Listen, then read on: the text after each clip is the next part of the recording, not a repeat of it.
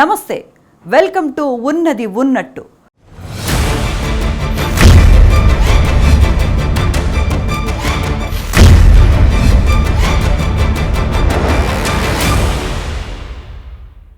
ప్రపంచంలో 5వ అతిపెద్ద ఆర్థిక వ్యవస్థ, 4వ అతిపెద్ద సైనిక వ్యవస్థ.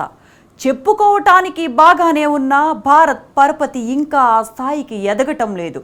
మోడీ రాజ్యంలో భారత్ ముందు ప్రపంచం మోకరిల్లుతుందని నమో భక్తులు చేస్తున్న భజనలే అని రుజువవుతున్నాయి. అమెరికా మన దేశ పౌరులకు వేసిన సంకెళ్ళు మన దేశ పరపతిని ఎత్తి చూపుతున్నాయి. ఇంత జరిగినా సరే మోడీ మౌనం వహించారే తప్ప ఒక్కటంటే ఒక్క మాట మాట్లాడలేదు. అయినను పోవలను అమెరికాకు అన్నట్లు తన ప్రాణమిత్రుడు ట్రంప్ను కౌగలించుకునేందుకు అమెరికాలో పర్యటిస్తున్నారు మోదీ.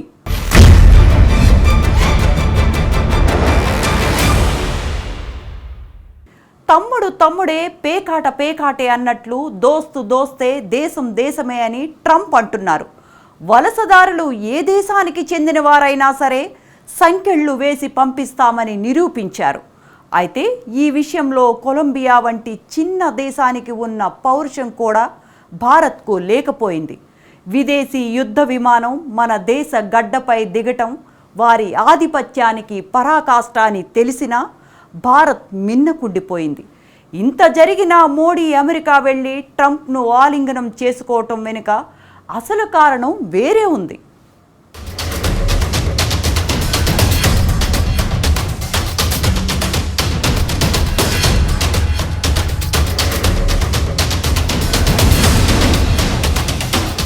మోడీ అమెరికా పర్యటన ప్రారంభమైంది. ఈ పర్యటనలో అక్రమ వలసదారుల విషయం ప్రధానంగా చర్చకొస్తుందని ప్రచారం జరుగుతున్నా వాస్తవాలు అందుకు పూర్తి భిన్నంగా ఉన్నాయి. మోడీ కాదు కదా ఏ దేశాధినేత చెప్పినా వినిపించుకునే స్థితిలో ట్రంప్ లేరన్న చర్చ జోరుగా సాగుతోంది. అసలు మోడీ అమెరికా పర్యటనలో వలసదారుల అంశమే లేదని తెలుస్తోంది.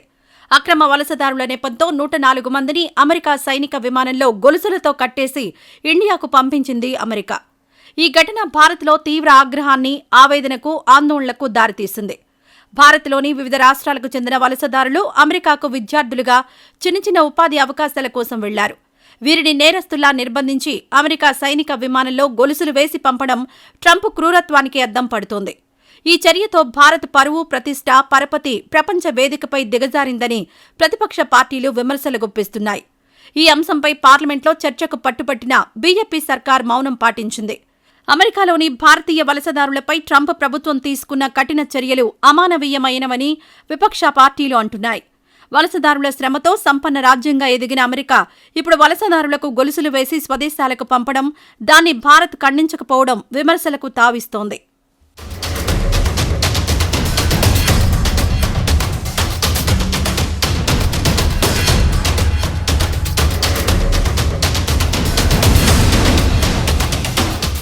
అమెరికాలో చట్టబద్ధంగా కాకుండా నివసిస్తున్న భారతీయుల సంఖ్య 7.25 లక్షలకు పైగా ఉందని ఫ్యూ రీసెర్చ్ సెంటర్ అంచనా వేసింది.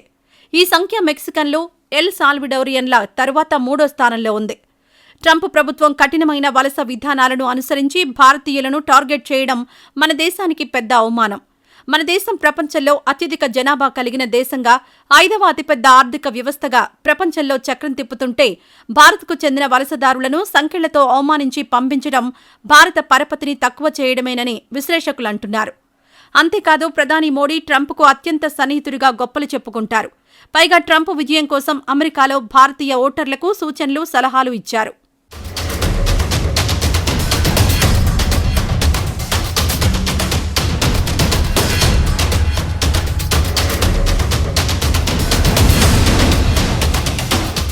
భారత్కు అమెరికా మిత్రదేశమని గొప్పగా చెప్పుకుంటున్న నేపథ్యంలో ట్రంప్ ప్రభుత్వం భారతీయుల పట్ల అమానవీయంగా, క్రూరంగా ప్రవర్తించడంపై ప్రతిపక్షాలు ప్రభుత్వాన్ని దుమ్మెత్తిపోస్తున్నాయి. ప్రధాని మోదీ తాజా అమెరికా పర్యటన, గతంలో మోదీ, ట్రంప్ మధ్య ఉన్న సాన్నిహిత్యం, తాజాగా అమెరికా అధ్యక్ష ఎన్నికల్లో ట్రంప్ విజయం సాధించినప్పుడు మోదీ ఆయనను ప్రియమిత్రుడిగా సంబోధిస్తూ అభినందన సందేశం పంపడం, ఇవన్నీ గమనించిన వారికి అమెరికా సర్కార్ వైఖరి సహజంగానే ఆగ్రహం తెప్పిస్తోంది. ఈ విషయంలో మన ప్రభుత్వం వ్యవహరించిన తీరు కూడా విమర్శలకు గురవుతోంది. ఈ 104 మందిని అక్రమ వలసదారులుగా పేర్కొంటూ భారత్కు తిప్పి పంపనున్న విషయం కేంద్రానికి ముందే తెలుసు. ప్రభుత్వం అనుమతి ఇచ్చిన తర్వాతే వారిని అమెరికా తిప్పి పంపింది. అలాంటప్పుడు వారిని తీసుకురావడానికి మోదీ ప్రభుత్వం ప్రత్యేక విమానాన్ని పంపొచ్చు కదా. గతంలో ఉక్రెయిన్లో, గల్ఫ్లో చిక్కుకున్న భారతీయులను తీసుకురావడానికి డజన్ల సంఖ్యలో ప్రత్యేక విమానాలను ప్రభుత్వం పంపించింది. మరిప్పుడు ఎందుకు పంపలేదన్న విమర్శలు సర్వత్రా వ్యక్తమవుతున్నాయి.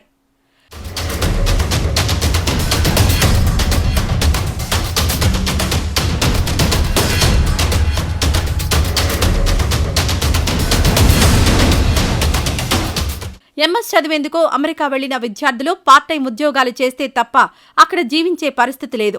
అమెరికా పంపేందుకు ఇక్కడ బ్యాంకుల ద్వారా 25 లక్షల నుంచి 50 లక్షల వరకు అప్పు చేసి ఇంకా కొంతమంది ఆస్తులు తాకట్టు పెట్టి విదేశాలకు పంపించారు. చదువు పూర్తయిన తర్వాత కూడా ఆప్షనల్ ప్రాక్టికల్ ట్రైనింగ్ పూర్తి చేసి ఏదో ఒక కంపెనీలో పనిచేస్తూ కొంతలో కొంత మిగుల్చుకొని తల్లిదండ్రులకు పంపేవారు. ఇక్కడి తల్లిదండ్రులు వారి పిల్లల ఖర్చుకు చేసిన అప్పులకు జమ చేస్తూ ఉండేవారు. చదువు కోసం వెళ్లిన వారు కూడా ఏదో ఒక పార్ట్ టైం జాబ్ చేస్తూ తల్లిదండ్రులకు భారం కాకుండా చూసుకునేవారు. కానీ ఇప్పుడు విద్యార్థులు పార్ట్ టైం ఉద్యోగాలు చేయడానికి వీలు లేదని ట్రంప్ నిబంధనలు పెట్టడంతో ఇక్కడి నుంచి నెలకు 60,000 నుంచి 80,000 పంపించాల్సి వస్తోంది. అమెరికాలో కనీస జీవనానికి $700 నుంచి $800 అవసరమవుతాయని అంచనా. కేవలం పార్ట్ టైం ఉద్యోగాలు చేయనివ్వకుండా నిషేధించడం ఇక్కడి తల్లిదండ్రులకు పెను భారంగా మారింది.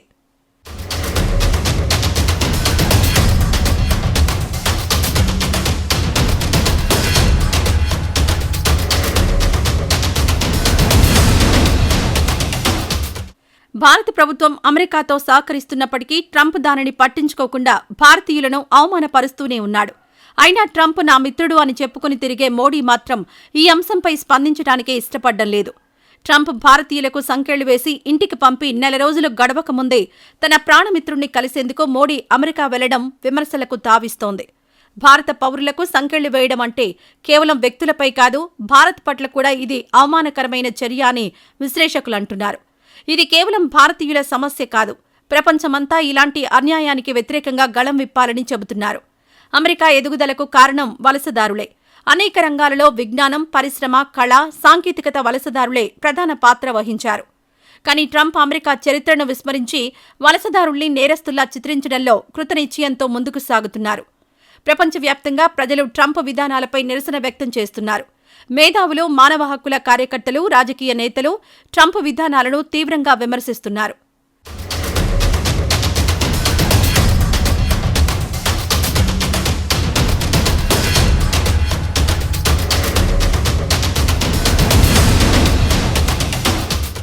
అమెరికా ఆర్థిక ఆధిపత్యాన్ని, విధానాలను, అగ్రరీతి ప్రవర్తనను ఎదుర్కోవడానికి ప్రపంచం ఒక్కటిగా ఐక్యమవ్వాలి.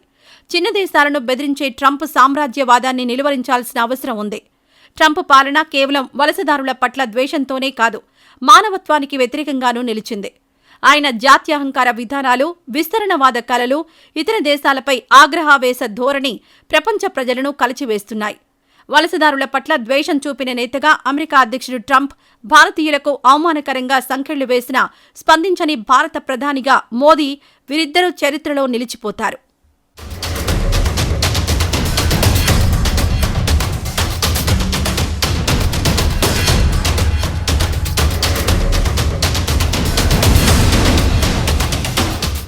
దేశం ఎక్కడికో వెళ్ళిపోతుందని మోడీ ప్రభుత్వం గొప్పలు చెబుతున్నా ఇంకా భారత్ అనేక సమస్యలతో సతమతమవుతుంది అనటానికి అమెరికా చర్యలే ఉదాహరణగా కనిపిస్తున్నాయి. దేశంలో పరిస్థితులు సరిగ్గా ఉంటే అక్రమ మార్గంలో యువత విదేశాలకు ఎందుకు తరలిపోతుందన్న విమర్శలు వినిపిస్తున్నాయి. అమెరికాకు అత్యంత మిత్రదేశంగా భారత్ ఉంటున్నా, ట్రంప్ నా మిత్రుడని మోడీ చెబుతున్నా అమెరికా చర్యలకు భారత్ మినహాయింపేమీ కాలేదు.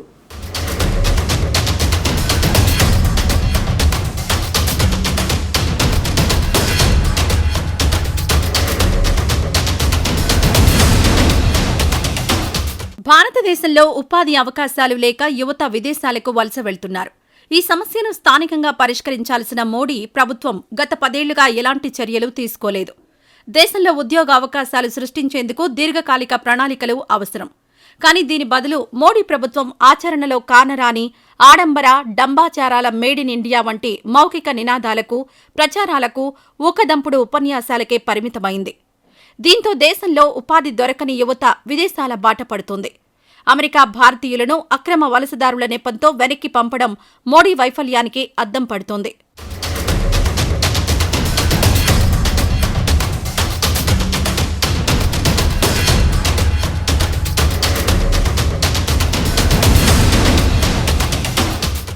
ప్రధాని మోడీతో చనువుగా ఉండే అమెరికా అధ్యక్షుడు ట్రంప్ హయాంలోనే ఇలా జరగడంపై విమర్శలు వెల్లువెత్తుతున్నాయి. గొలుసులు, సంకెళ్లతో వారిని తీసుకొచ్చే బదులు మనమే విమానాలను అక్కడకు ఎందుకు పంపించకూడదు అని వైనాడ్ ఎంపీ ప్రియాంక గాంధీ సంధించిన ప్రశ్న ఇప్పుడు దేశ ప్రజలను ఆలోచింపజేస్తున్నాయి. US immigration and customs enforcement website దాని విభాగం ది ఇమ్మిగ్రేషన్ ఎయిర్ ఆపరేషన్ ప్రకారం నిర్బంధంలో ఉన్న అక్రమ వలసదారులను చార్టర్ కమర్షియల్ విమానాల్లోనే తరలించాలన్న నిబంధన ఉంది. సెక్యూరిటీ రిస్క్ ఉంటే స్పెషల్ హై రిస్క్ చార్టర్ విమానాల్లో పంపిస్తుంటారు. ఈ మేరకు సరిహద్దు రాష్ట్రాలైన ఆరిజోనా, టెక్సాస్, లూసియానా, ఫ్లోరిడాల్లో 12 విమానాలు వీరికి పంపడానికే ఉన్నాయని వెబ్సైట్ పేర్కొంది. అంతే తప్ప దీనికోసం మిలిటరీ సహాయం తీసుకోవాలని ఎక్కడా ప్రస్తావించలేదు. మరి అత్యంత ఖర్చు భరించి మిలిటరీ విమానం ద్వారా 104 మంది అక్రమ వలసదారులను ఎందుకు తరలించారన్న అనుమానాలు వ్యక్తమవుతున్నాయి.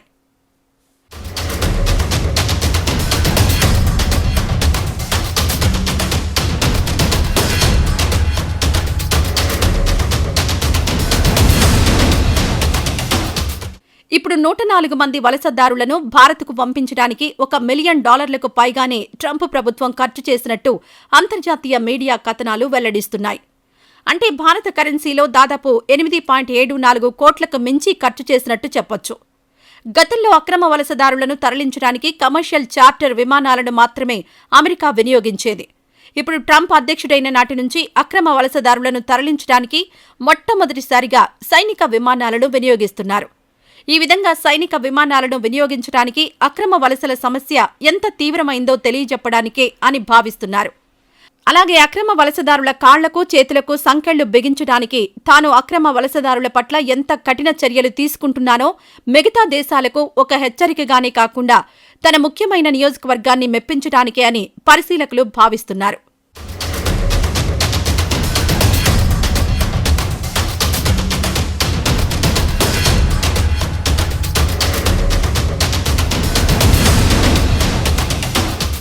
కేంద్ర విదేశాంగ మంత్రి జైశంకర్ ఈ సంఘటనపై పార్లమెంట్లో వివరణ ఇస్తూ అక్రమ వలసదారులను వెనక్కి పంపే ప్రక్రియ కొత్తదేమీ కాదని, 2009 నుంచి సాగుతోందని, అయితే అక్రమ వలసదారుల పట్ల కఠినంగా వ్యవహరించకుండా చూసేందుకు అమెరికాతో సంప్రదింపులు జరుపుతున్నామని ప్రకటించారు. Mr. Chairman, I rise to apprise the House of certain developments pertaining to deportation of Indians from the USA. Honorable members are aware that people-to-people exchanges constitute the bedrock of our deepening ties with the United States. Indeed, more than any other relationship, mobility and migration has had a key role to play in enhancing its quality. Sir, the House would also share the view of the government that it is in our collective interest to encourage legal mobility and discourage illegal movement. In fact, illegal mobility and migration has many other associated activities also of an illegal nature. Moreover, those of our citizens who have been inveigled into illegal movement themselves become prey to other crimes.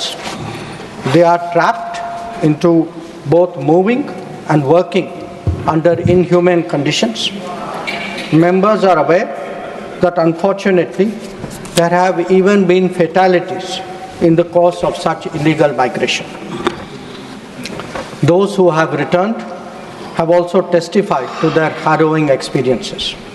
ఈ సమస్య తీవ్రత దృష్ట్యా వలసలను క్రమబద్ధీకరించేందుకు 1983 నాటి వలస చట్టం స్థానంలో వలసల bill 2024ను తీసుకురావాలని కేంద్రం యోచిస్తోంది. భారత్ వంటి వర్ధమాన దేశాల నుంచి ఉద్యోగ, ఉపాధి కోసం వలస వెళ్లే వారి సంఖ్య రాను రాను పెరుగుతోంది. కొందరు అక్కడే స్థిరపడి బాగా సంపాదించుకోవాలన్న ఆకాంక్షతో ఉంటున్నారు. చట్టబద్ధంగా కాకుండా ఏజెంట్ల మాయా హామీలు నమ్మి కొన్ని లక్షలు చెల్లించి దొడ్డిదారిన అమెరికా చేరినా చివరకు అరెస్టు పాలైన వారి సంఖ్య కూడా ఎక్కువగా ఉంటోంది. ఇప్పుడొచ్చిన 104 మంది వలసదారులు ఎన్ని కష్టనష్టాలను కొని తెచ్చుకున్నారో వారి విషాద గాథలు వింటే తెలుస్తోంది.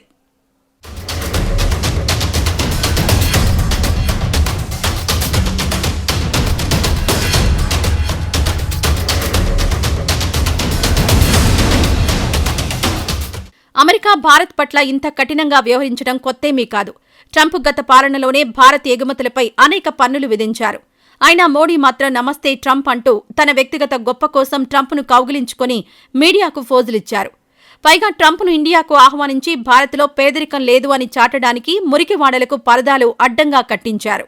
అయినా విదేశీ మీడియా మోడీ అగచాట్లు చూసి ముసుముసు నవ్వులు నవ్వుకుంటూ మోడీ ఏదీ ట్రంప్ కంటికి కనిపించకూడదు అనుకున్నారో దానిని తమ కెమెరాలలో బంధించి ప్రపంచానికి చాటింపు వేసింది. మోడీ పిచ్చిగాని భారతదేశం పేదరికం పరదాలు కడితే దాగుతుందా? ఇప్పుడు కూడా భారతీయ వలసదారులపై ట్రంప్ తీసుకున్న దారుణ నిర్ణయంపై మోడీ ఏమీ మాట్లాడకపోవడం విమర్శలకు తావిస్తోంది. అక్రమ వలసదారులకు సంబంధించి కొలంబియా ప్రభుత్వం ట్రంప్ ప్రభుత్వానికి తమ భూమిపై ఈ విమానం దిగేందుకు అనుమతి ఇవ్వలేమని స్పష్టం చేసింది. కానీ ప్రపంచంలో అతిపెద్ద ప్రజాస్వామ్య దేశంగా 1.4 బిలియన్ జనాభా కలిగిన భారత్ మాత్రం మౌనం పాటించింది. మోడీ ప్రభుత్వం ఎందుకు నిర్బంధిత భారతీయులను రక్షించేందుకు అమెరికా ప్రభుత్వాన్ని నిలదీయలేదు? ట్రంప్ ప్రభుత్వం భారతీయులను అవమానిస్తుంటే మోడీ ప్రభుత్వం వాటిని నిరసించలేకపోతోంది. ఇది ప్రజలకు దేశభక్తి పట్ల నిజమైన అవగాహన కలిగించే అవకాశం.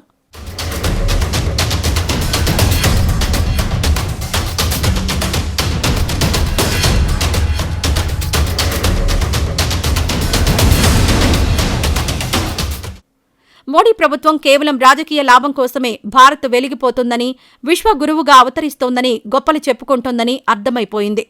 బీజేపీ సర్కార్ దేశ సంక్షేమం కోసం కాకుండా కార్పొరేట్ల ప్రయోజనాల కోసం మాత్రమే పనిచేస్తుందన్న చేదు నిజం మోడీ మౌనంతోనే రుజువైపోయిందని విపక్షాలు దుమ్మెత్తిపోస్తున్నాయి. అమెరికా ప్రభుత్వం భారతీయులను శృంఖలాలతో పంపించిన తీరును ప్రపంచమంతా చూసింది. మోడీ ప్రభుత్వం తన మౌనంతో ఈ అవమానాన్ని అంగీకరించింది.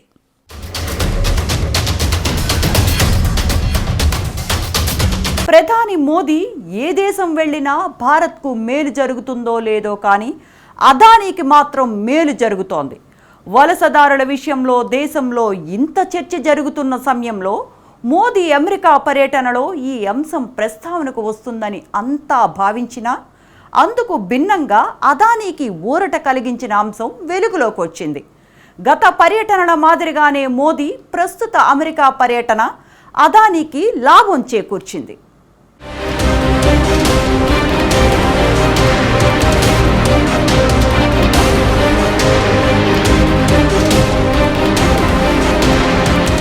ప్రధానమంత్రి నరేంద్ర మోడీ నాయకత్వంలో భారతీయుల ప్రభ వెలిగిపోతుందని, విశ్వగురువుగా అవతరించిందని సుప్రభాత గీతాలతో మేలుకుంటున్నాం. అవినీతిని, నల్లధనాన్ని తరిమికొట్టడమే లక్ష్యంగా మోడీజీ మహత్తర విజయాలు సాధించారని కీర్తిస్తున్నారు. అసలు అవినీతిపై ఇంత సమర్థవంతంగా చేస్తున్నాను కనుకనే తనను ప్రత్యర్థులు వేటాడుతున్నారని ఆయనే స్వయంగా బేరాలు పలకడం చూశాం. తీరా ఇప్పుడు మోడీ అమెరికా పర్యటన నేపథ్యంలో అదానీ కేసుల విషయంపై అమెరికా ప్రభుత్వం సానుకూలంగా ఉండడం మోడీ అదానీ స్నేహబంధానికి అద్దం పడుతోంది. మోడీ విదేశాలకు వెళ్లేది దేశం కోసం కాకుండా అంబానీ, అదానీ వంటి బడా కార్పొరేటర్ల కోసం మాత్రమేనని విపక్షం అనేకసార్లు విమర్శలు చేసింది. ప్రస్తుత పరిణామాలు చూస్తుంటే ఈ విమర్శలు నిజమేనని అర్థమవుతుంది.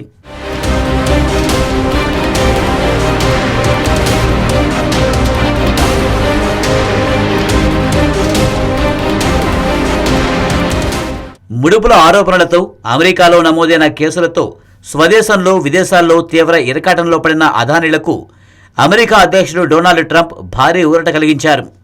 వ్యాపారాల కోసం అమెరికా, ఇతర దేశాల వ్యాపార సంస్థలు లంచాలు ఎరచూపకుండా అడ్డుకునే విదేశీ అవినీతి కార్యకలాపాల చట్టం అమలును నిలిపివేశారు. విదేశాల్లో ప్రాసిక్యూషన్ స్తంభింపజేస్తూ సోమవారం కార్యనిర్వాహక ఆదేశాలు జారీ చేశారు. సదరు చట్టం కింద గతంలో ప్రస్తుతం తీసుకున్న చర్యలను సమీక్షించాలని, చట్టం అమలుకు కొత్త మార్గదర్శకాలు తీసుకురావాలని కొత్త అటార్నీ జనరల్ పామ్ బోండిని ఆదేశించారు. ఈ ఆదేశాలతో స్టాక్ మార్కెట్లో అదానీ గ్రూపులకు చెందిన Adani enterprises, Adani power, Adani green energy తదితర సంస్థల షేర్ల ధరలు మంగళవారం ఒక్కసారిగా పుంజుకున్నాయి. ప్రధాని మోదీ అమెరికా పర్యటన నేపథ్యంలో ట్రంప్ నిర్ణయానికి ప్రాధాన్యం ఏర్పడింది.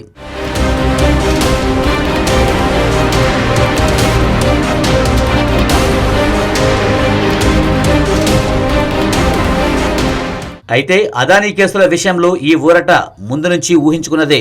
ట్రంప్ అధికారంలోనికి వచ్చాక అదానీ మీద కేసులు కొట్టివేస్తారని ఊహాగానాలు వస్తూనే ఉన్నాయి. స్వయంగా ట్రంప్కు అదానీ చాలా దగ్గర సంబంధం ఉండడం ఒకటి కాగా, ప్రధాని మోదీ అదానీకి ఉన్న స్నేహం వల్ల కూడా ఆయనపై కేసులు కొట్టివేస్తారని అంచనాలు వెలువడ్డాయి. దానికి తగ్గట్టే ఇప్పుడు ట్రంప్ ఏకంగా 50 ఏళ్ల నాటి చట్టాన్ని నిలిపివేశారని ఆదేశాలు జారీ చేశారు. ఒక్క అమెరికాలో మాత్రమే కాదు, గతంలో మోడీ ఏ దేశానికి వెళ్ళినా అక్కడ అదానికి అనుకూలంగా ఏదో ఒక పనిచేసి వచ్చారన్న ఆరోపణలు ఉన్నాయి. ఆస్ట్రేలియా, శ్రీలంక, బంగ్లాదేశ్ వంటి దేశాల్లో అదానీపై అవినీతి ఆరోపణలు ఉన్నాయి. అక్కడ అదానీ కంపెనీకి టెండర్లు దక్కడం వెనుక మోడీ హస్తమే ఉందని ఇప్పటికే అనేకసార్లు విపక్షాలు ఆరోపించాయి.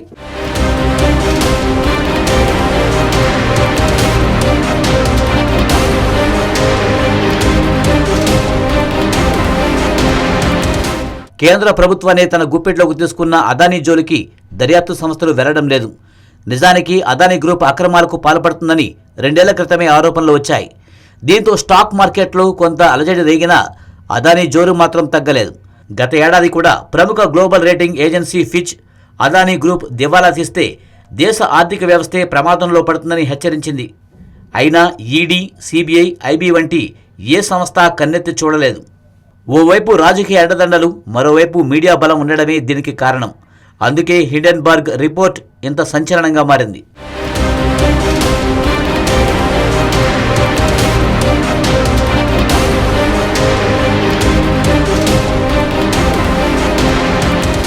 రెండు 2014 ముందు అదానీ గ్రూప్ దేశంలోని మిగతా వ్యాపార గ్రూపుల్లో ఒకటిగా ఉంది. అయితే కేంద్రంలో మోదీ సర్కార్ అధికారంలోనికి వచ్చాక దేశంలోనే అతిపెద్ద వ్యాపార గ్రూప్గా ఆవిర్భవించింది. ప్రస్తుత దేశీయ స్టాక్ మార్కెట్లో అదానీ గ్రూప్కు చెందిన 7 ట్రేడ్ అవుతున్నాయి. వీటికి అదనంగా ఇటీవల దక్కించుకున్న ఏసీసీ, అంబుజాలు కూడా ఉన్నాయి. రిలయన్స్ అధినేత ముఖేష్ అంబానీని వెనక్కిరెట్టి దేశంలో, ఆసియాలోనే అత్యంత సంపన్నుడిగా గౌతమ్ అదానీ ఎదిగారు. కరోనా కాలంలో అందరి సంపద దిగజారిన అదానీది మాత్రం పెరుగుతూనే పోయింది. రోజుకు 1600 కోట్ల పైనే ఎగిసింది. ఆస్తులు వందలాది రెట్లు పెరిగాయి. గడిచిన 3 ఏళ్లలో $100 బిలియన్ సంపద అదానికి పెరిగింది.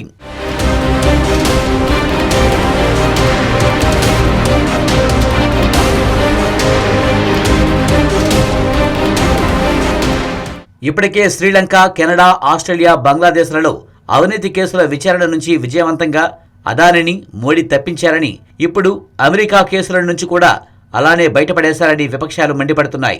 అదానిని కేసుల నుంచి బయటపడేయమని ఓ 6 అమెరికన్ కాంగ్రెస్ సభ్యులు అటార్నీ జనరల్ పామ్ బోండీని అభ్యర్థించడం, ఈలోపే ట్రంప్ వ్యాపారాల కోసం అమెరికా, ఇతర దేశాల వ్యాపార సంస్థలు లంచాలు ఎరచూపకుండా అడ్డుకునే విదేశీ అవినీతి కార్యకలాపాల చట్టం అమలును నిలిపివేయడం మోడీ కార్పొరేట్ దౌర్జన్యానికి అర్థం పడుతోంది.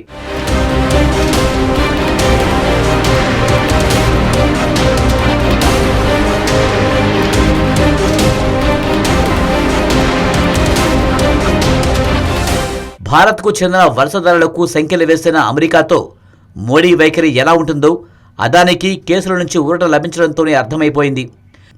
100 మందికి పైగా భారత పౌరులకు సంఖ్యలు వేసిన ఘటనను తీవ్రంగా పరిగణించాల్సిన మోడీ తన మిత్రుడికి ఊరట కలిగించేందుకు అమెరికాతో లాబీలు చేయడం, దానికి ప్రతిఫలం ఆయన అమెరికాకు చేరకముందే వచ్చేయడం ఇప్పుడు దేశంలో చర్చనీయాంశంగా మారింది.